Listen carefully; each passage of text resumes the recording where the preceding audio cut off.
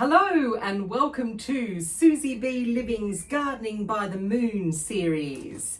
So I'm sorry I didn't bring out my video last night, but I had actually said that it was going to be another Roots Day today, being Thursday. So I thought, well, I'm just repeating myself, and you do actually listen to enough of me waffle on. So that's why I left it. But here I am. It is Thursday, the 2nd of May, and it is a Roots Day today. In actual fact, it is mostly a Roots Day, and then the rest of the day we then go over to our next day, which is a Flowers Day. And so Friday, the 3rd of May, is a Flowers Day, and it's the only Flowers Day we've got this week.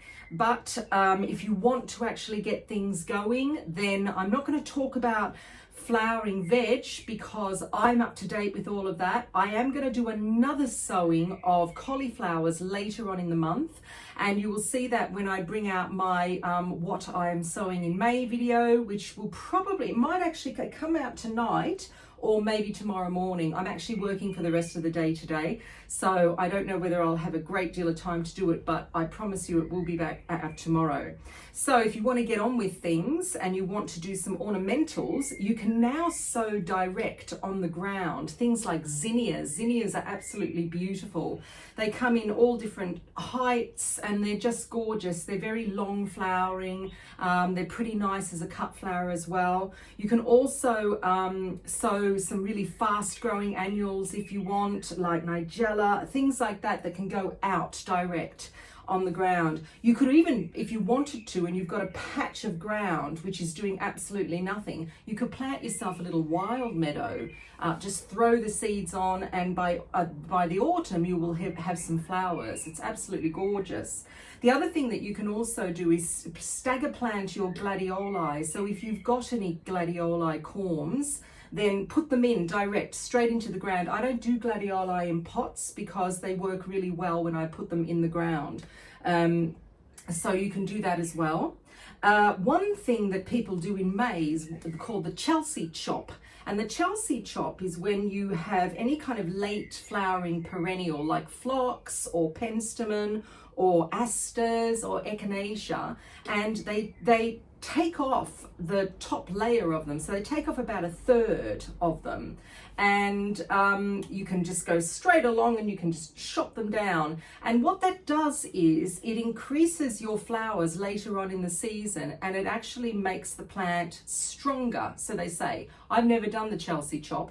I don't really do that type of thing, Chelsea chopping, but that is a thing. And if you're interested, I would Google it and have a look and see what people talk about. The RHS talk about it all the time.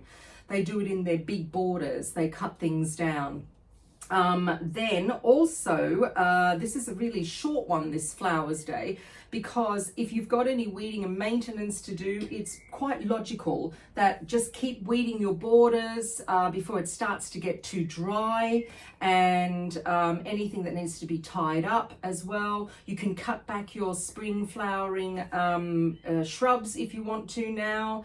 And also, if you want to give something a feed, it's a good time also to feed your spring bulbs. So any bulbs that you had come up in the garden, you can feed them. And I use a liquid feed. So I just get either I use a multi-purpose like Miracle Grow, or I use something like a seaweed, and I feed my bulbs, and then that then puts them into better stead for next year's flowering. And you can do that as well. So that's your Flowers Day on Friday the 3rd of May.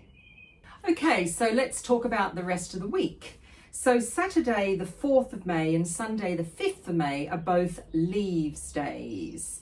I'm not going to be sowing anything on those days. I'm going to wait until later on in the month, mid-month really, to be sowing my next lot of leaves. However, I'll just give you a little bit of an insight as to what you could be sowing on those days if you want to this weekend.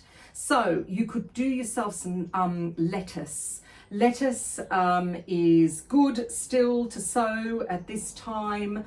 I usually sow myself a pot, or in the veggie pod of the cut and come. I've got that on the go all the time, and that's the mixed salad leaves.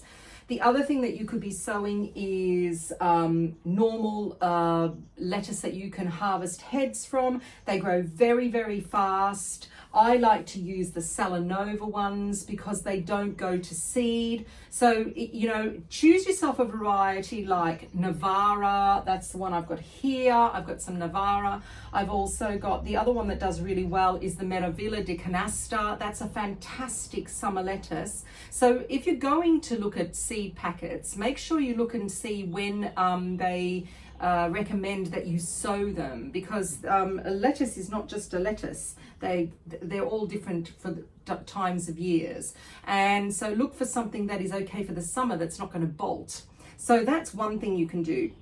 The other thing that you can sow now is some chard and some perpetual spinach. So I don't sow chard earlier than April, May, because I find that it has a tendency to go to seed. But if you sow it now, by the time it's ready to actually go out in the garden or on the allotment or wherever you're putting it, it should be fine. So beginning of May is always good to sow the perpetual spinach or the chard. My chard and my perpetual spinach is still going in the garden. I'm cutting it down as I go along, but it's still giving me very, very nice leaves. So I just leave it in there because the other spinach that I've got, the true spinach, is not ready yet. So that's the other thing that you can actually be sowing here on Friday and on Saturday and Sunday. Right, transplanting. I'm just looking in here at what I've got to transplant. I've got quite a few. So I have a tray of coriander that can go out. That's ready to go out. I've got 2 lots of Asian greens still. I've got some tatsoi and some red tatsoi. They can go in the what do you call it? Veggie pod. That's a tatsoi, that's looking good. That's a nice, very, very quick crop. I am not sowing any more Asian greens now for the rest of the summer because they will go to seed very, very quickly. I have these are some Savoy cabbages, and I'm just having a look to see whether they're ready to transplant out. They might be. Let's have a look together. Yeah, okay, so they're ready to transplant. These are lovely Savoy cabbages called Preludium. They're a really, really nice one for this time of year. I will be sowing, in my next lot of sowing leaves, I will be sowing another Savoy, which is more for my winter. That's going to be my winter crop of Savoy. So I will tell you about that when that comes. And so they're going to be, I'm going to transplant these. I'm not going to transplant them out direct. I'm going to put them in 9 centimeter pots or 10 centimeter pots because I just want them to just get a little bit bigger before I transplant them out for the moment.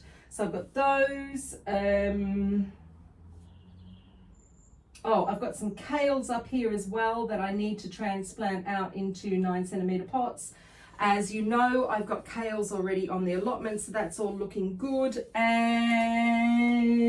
that's about it. And I've got some stuff inside that I want to prick out as well. I've got some more brassicas to prick out. So I've got my Brussels.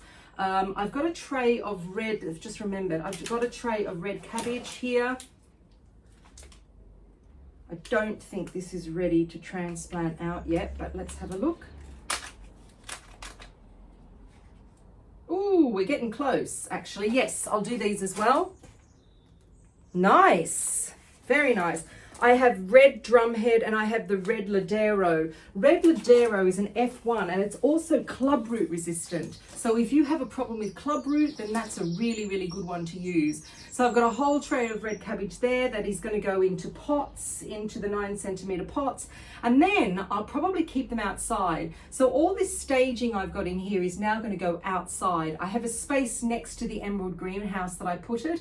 And it's, I think, we're not going to get too cold nights anymore. So all the brassicas can definitely go outside. And then it just gives me room now to start bringing out my more tender crops like my tomatoes. So that is transplanting. And then for weeding and maintenance, I'm just going to have a look at the kales that I've got over at the allotment with the red cabbage that I put in.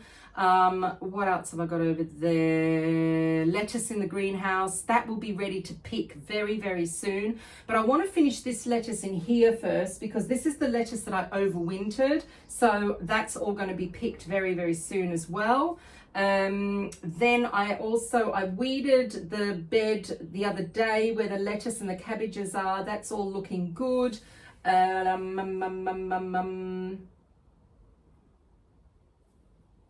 That's about it out in the garden. Oh, and I had these little pots, 9-centimeter pots of herbs that I bought last year that I never actually potted on. They all need to be potted on. So if you've got herbs in pots like parsley, if you've got, I don't know, mint definitely as well, it will all need potting on this year. So that's something that I kind of go through systematically. Every leaves day, I just take a few more and I just pot them on, and it's just a continual process all year round. Gosh. So that's that. And then feeding. I don't really have anything to feed so far. Everything's looking really good. This time of year when it comes to feeding, what I try and do is I just have a look around. If anything looks a little bit peaky, I'll give it a feed, and I usually use a seaweed feed. And so that's what I normally do with feeding. Just looking here if there's anything else here. Nope, that's it. And so that is your lot. Oh, the other thing that I can actually transplant out now, one thing that I remember is bunching spring onions. So I've got these here. These are called guardsmen, and these are proper bunching spring onions. These are not the bulbing spring onions. And these are ready to transplant out, as you can see. So they are going to go in the garden, because the next leaves day, not this one, but the next leaves day, I now sow my summer spring onions. And there's one variety that I'm trying out, because the variety that I normally get, I can't find anymore. So spring onions, bunching onions don't work great in the summer when you sow them. They don't like it. But these ones in particular I hope, I've done a lot of research on them, are fine. I'm just looking at these. Yeah, they're ready to plant out as well. Great, it's all go. So thank you very much, and I will see you Sunday night for next week's installation of moon gardening by the moon. I'm Susie B from Susie B Living. Thank you for joining me. I hope the sun is shining where you are, and give us a thumbs up and subscribe, and then you will get my weekly updates of what I'm doing with my sowing, transplanting, weeding and maintenance, and feeding and watering. Yay! I'll see you later. Bye!